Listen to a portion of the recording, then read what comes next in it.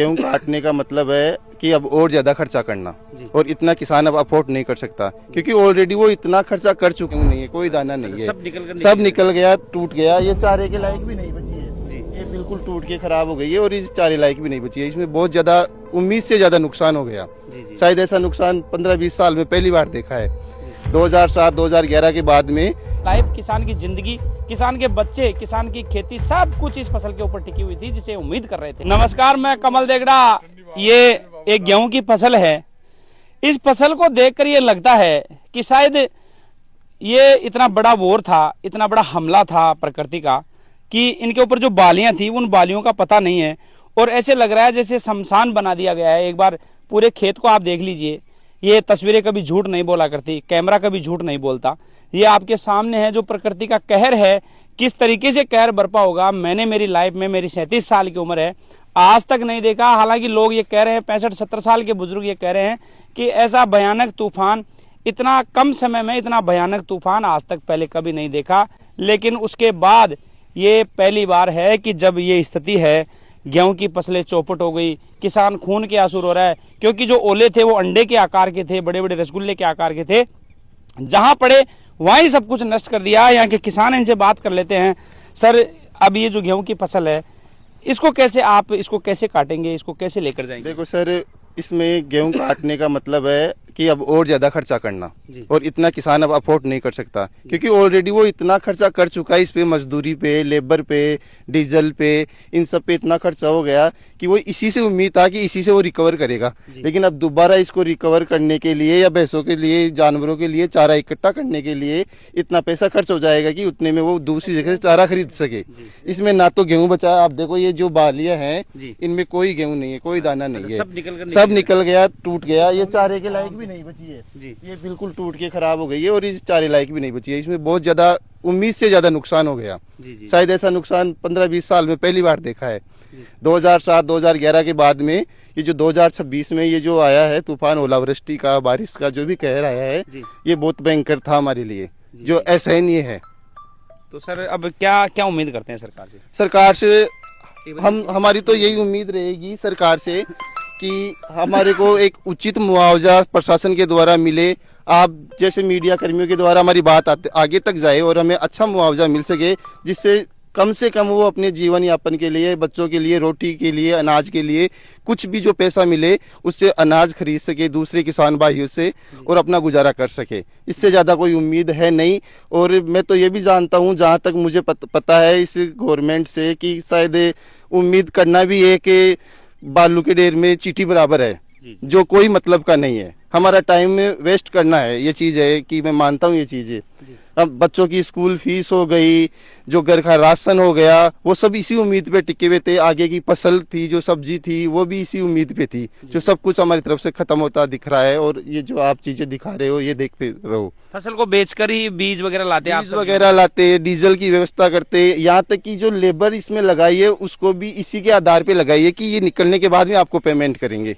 तो वो भी एक नाउम्मीद हो गई ये चीजें। अब तक इस पूरे मामले को लेकर किसी जनप्रतिनिधि का, किसी सरकार के व्यक्ति का कोई कॉल, कोई मैसेज, कोई मिले आपसे? अभी तक तो किसी ने कोई भी ऐसा आश्वासन ना दिया, और ना ही कोई गिरदावर, पटवारी, एमएलए, एमपी, मंत्री, किसी से कोई संपर्क ना हुआ।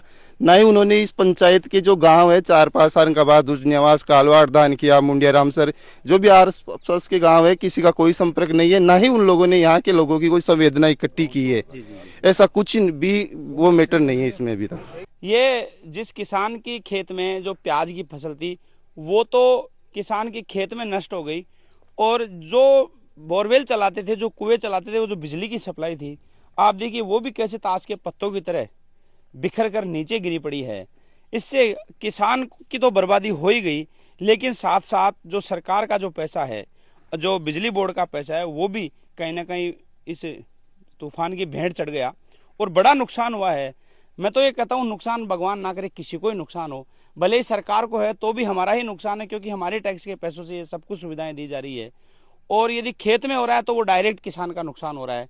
भगवान ना करे कि जैसा कल का जो तूफान था वो ऐसा तूफान ना आए, क्योंकि बहुत भयानक तूफान था। बहुत से लोगों ने अपनी मौत को करीब से देखा। हमारे साथ और किसान है। क्या नाम है साहब आपका? कैलाश चंद जी शर्मा।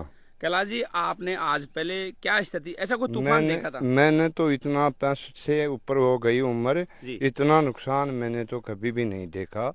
और मतलब एक थोड़ी देर के लिए ही पेड़ पौधे फसल और इतना जो कहीं की छत गिर गई चुकी, जी जी मकान की छत गिर चुकी, तो कई के मतलब लाग चुकी, साधन पे जा रहे थे, मतलब उसको पता नहीं था अगवाई ऐसा तूफान आ सकता है, कई लोगों ने हैंड कर दिया।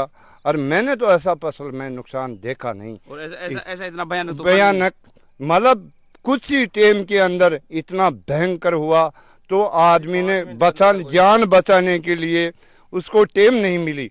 भाई जी जान कैसे बचाए, कई लोगों का हाथ पैर पग टूट चुका और भयंकर मकानों की छत गिर चुकी, चादर उड़ चुका, बहुत ज्यादा नुकसान हुआ है। इस मामले में तो मैं ऐसा करता हूं कि भगवान ऐसा काम कहीं की भी न करे। आप देखिए किस तरीके से ये जो बिजली के पोल हैं, जो बड़े बड़े ट्रांसफार्मर हैं, ये एक बहुत बड़ी लाइन थी और ये 11,000 वोल्टेज की लाइन थी। तो आप देखिए किस तरीके से काफी दूरी तक, ये तो बहुत अच्छी बात है। मुझे लगता है कि ये तो बहुत अच्छी बात है कि आजकल इनमें सेंसर सिस्टम कर दिया, नहीं तो मुझे लगता है कि शायद करंट की चपेट में आने से इतनी कैजुअलिटी हो जाती, इतने लोग मौत के घाट चढ़ जाते, मौत की भेंट चढ़ जाते कि शायद आप सोच नहीं सकते थे। क्योंकि 11,000 की जो लाइनें थी, ये यूं ताश के पत्तों की तरह सड़कों के ऊपर बिखरी पड़ी है। ये देखिए बीच में कॉलोनी की सड़क है और इससे काफी दूरी तक ये जो लाइन है ये बहुत दूर तक टूटी पड़ी है। तो यहाँ के हालात बुरे हैं। और ये सबसे ज्यादा नुकसान जयपुर ग्रामीण में और बगरू के आसपास, जोबनेर के आसपास, इन जगहों पर ये ज्यादा तूफान था, क्योंकि यहाँ का जो बताया जा रहा है कि ये जो साइक्लोन था यहाँ ज्यादा एक्टिव था और यहाँ ही इतना तूफान मचाया है कि सब कुछ तहस नहस कर दिया। रामनिवास जी, क्या स्थिति है अब? ये जो प्याज है इसकी क्या स्थिति रहेगी? बिल्कुल नष्ट हो चुकी है साहब, हम तो किसान है और हमारा तो चारा यही है, इसके अलावा कोई चारा नहीं है, बिल्कुल नष्ट हो चुकी है। अब ये कोई भी काम नहीं, कोई काम नहीं आएगा। ये तो इसमें पानी पड़ चुका है, ये देखो। अच्छा, सब खत्म हो गया? सब खत्म हो चुका है। ये कभी सोचा था आपने ऐसा हो जाएगा? ऐसा तो भविष्य में नहीं सोचा था। और आपकी लगभग कितनी उम्र है? मेरे तो 55 साल की उम्र होगी। इस 55 साल की उम्र में आपने कभी देखा ऐसा तूफान? पहली बार देखा हूँ मैं तो ऐसा तूफान। अच्छा, पहली बार तूफान देखा हूँ ऐसा। जी जी जी। अब ये पूरी फसल नष्ट होगी। मेरे तो यही चारा था जी, किसान के अलावा और क्या चारा था, ये फसल के अलावा। और आपकी 4-5 बेटियां हैं, लोग ऐसे बच्चियां हैं, एक बच्चा है जी जी। और कॉलेज स्कूल पढ़ रही है। तो अब सरकार से क्या चाहते हैं आप? क्या कहना चाहेंगे सरकार? अब जो भी भगवान सरकार को मंजूर है वो करो साहब हमारे लिए तो जी। अब क्या मंजूर है सरकार को? जी, ये तो हालत तो बुरी हो गई। क्या बिल्कुल खराब, नष्ट हो गई फसल ही पूरी। अब ये देखिए किस तरीके से ये प्याज के पत्ते हैं, ऊपर के जो डंठल आता है, डंठल को ना अंदर से भी जाको फूट गई, जाको साहब ये फूट गई। अच्छा, ये खराब हो चुकी है। अच्छा, ये ओले की चोट से सब खत्म हो गई है। काहे को बच रहे ना कमाए। अच्छा, ये जो इसके ये जाको साहब ये पूरे फूट रह गए, ये जाको फूट का सभी आम काहे को बच। अच्छा, अभी ये वापस रिपेयर हो? नहीं, रिपेयर नहीं होगी साहब, ये इसमें पानी पड़ चुका। अच्छा, ये नहीं होगी वापस? ये वापस नहीं होगी। अब इसको तो ये फसल एक तरीके से नष्ट हो गई। नष्ट होगी पूरी की पूरी। जी जी जी, या पूरी की पूरी नष्ट होगी सब। इन बचरियों का से जाको छिलका ये गांव का तो पूरा का ही। और ये बीच में टमाटर के पेड़ थे क्या? इसमें पेड़ों में टमाटर लगा हुआ था। अब आप इस टमाटर की स्थिति देखिए भैया, एक बार पास से दिखाना।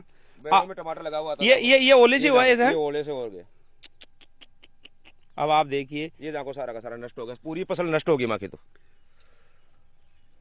किस तरीके का बर्बादी का ये मंजर था। आप सोचिए कि कितने मवेशी बाहर रह गए, उनकी मौत हो गई, कितने लोग अपनी, हालांकि तो गुजारो पाचे चालो तो फसल पाचे चालो तो काश्तकार को तो और कोई चारा नहीं है हमारा। किसान देखता रह गया, खून के आंसू रोता रह गया और प्रकृति ने अपना रौद्र रूप दिखाया और सब कुछ तहस नहस करके चली गई। सहयोगी नंदलाल शर्मा के साथ कमल देगड़ा, जयपुर।